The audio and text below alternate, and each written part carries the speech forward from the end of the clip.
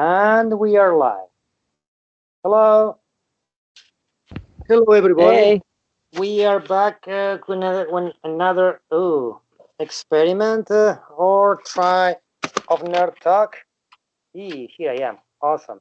This time we are playing one more time with the sound. We believe that the sound problem has been partially addressed. I can see my levels moving on my source. Can you say hi, James? Hi. Okay, I can see your levels moving. So I'm back over Okay. here.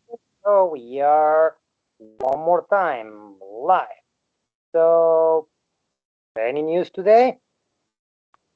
Well, I'm live at 5 with you with the little lapel mic from Amazon. It was $17.99 and plugs into the USB port. Oh, And we've got the webcam working and we're not using the sound from that, so we've got good sound this time.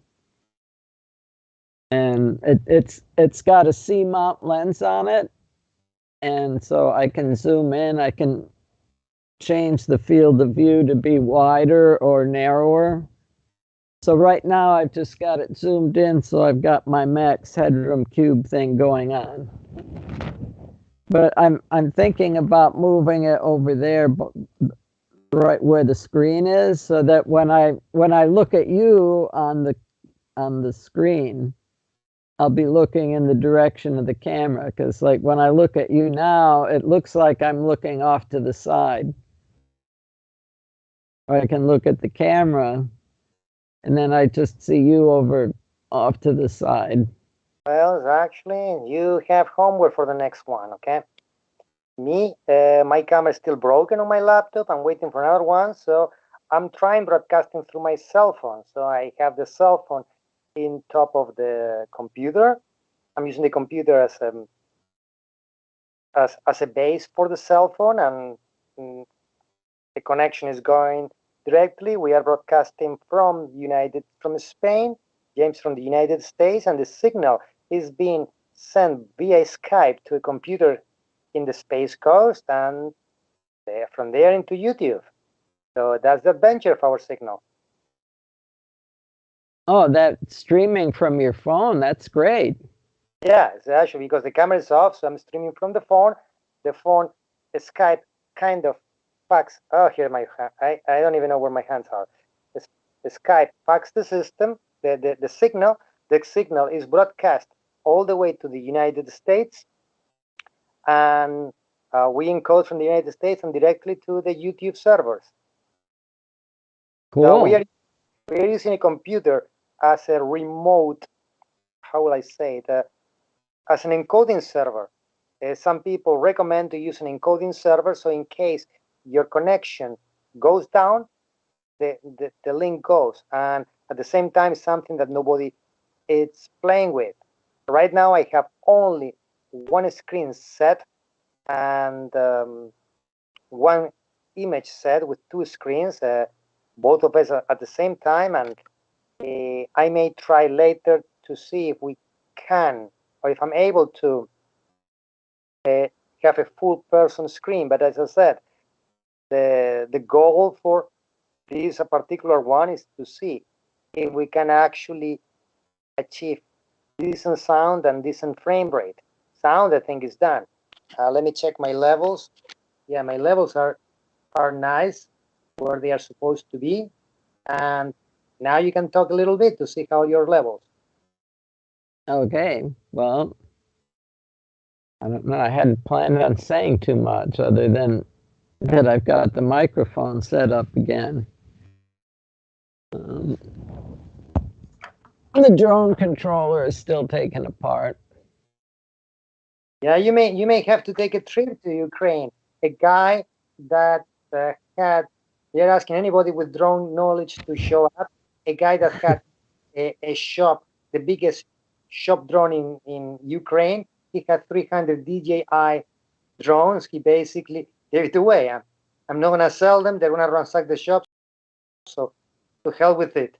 Let's help the government and let's help the country. So they are asking for people who are good with drones to be able to use as for mapping the Russian advance. So drones are kind of hot nowadays. Oh, could you work the drone from a cell phone? Like the way you're sending the video from your cell phone now, right? But Yeah. I could, if you attach the phone to a drone, I could see through the drone from here. Is there any way that I could control the drone from here? I see no reason why. It's actually, you think about it.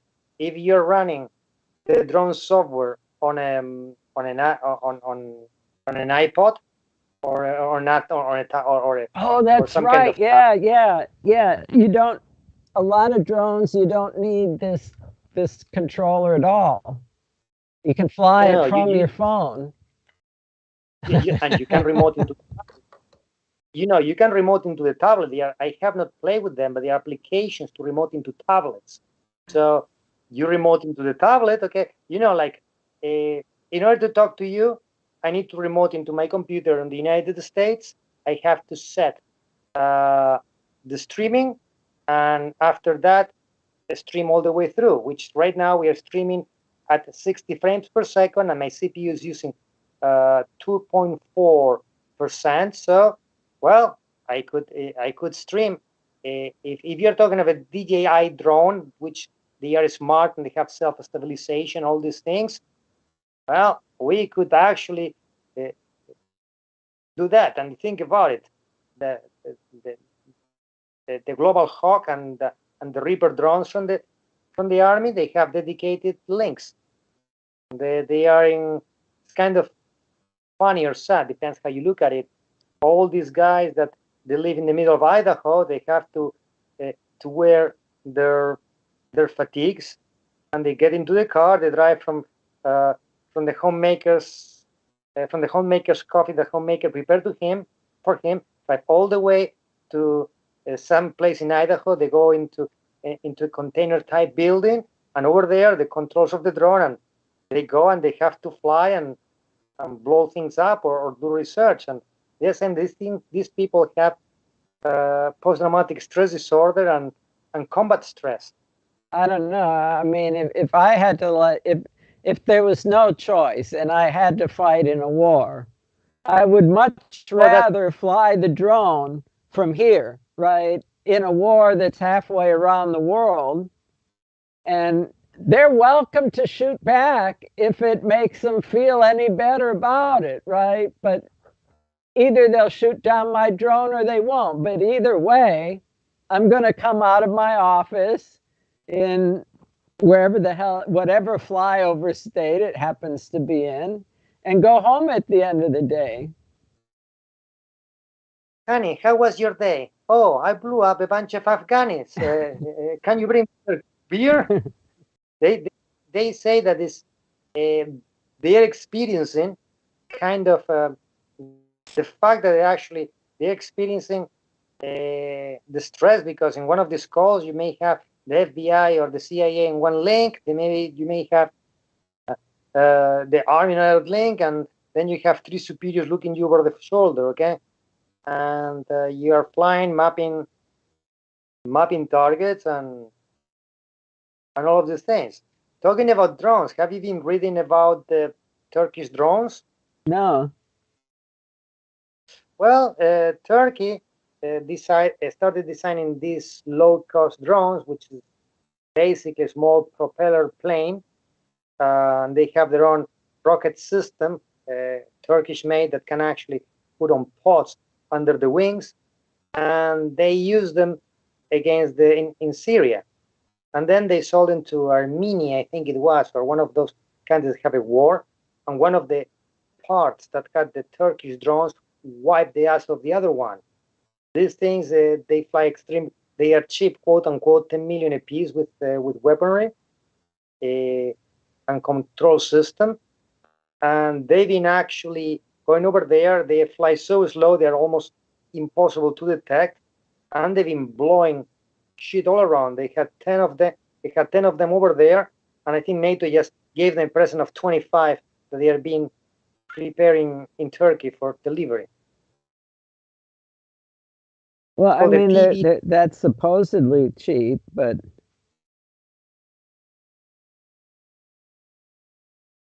you could make a conversion kit, right? That would just basically be a bolt-on thing that would remote control, say, a Cessna. And you could have different adapter plates, like with all the bolts and everything in the kit, like for different models, right? For Cessna 152 or 172 might be the same kit, right? If you had a Piper, I don't know, the dash might be different. Where you would bolt this thing on to like control the steering might be different. If you're sending it into a war, you know, do you really need to send like millions of dollars or, you know, a conversion kit on an old Cessna with you know a few hundred hours left before the engine needs a rebuild? A $20,000 plane with a conversion kit. Let them shoot at that. The Russians are exactly doing that. They are actually getting 4-year-old planes, and they're actually putting these things. But you know, do you want infrared kick-ass cameras? Do you want targeting capabilities?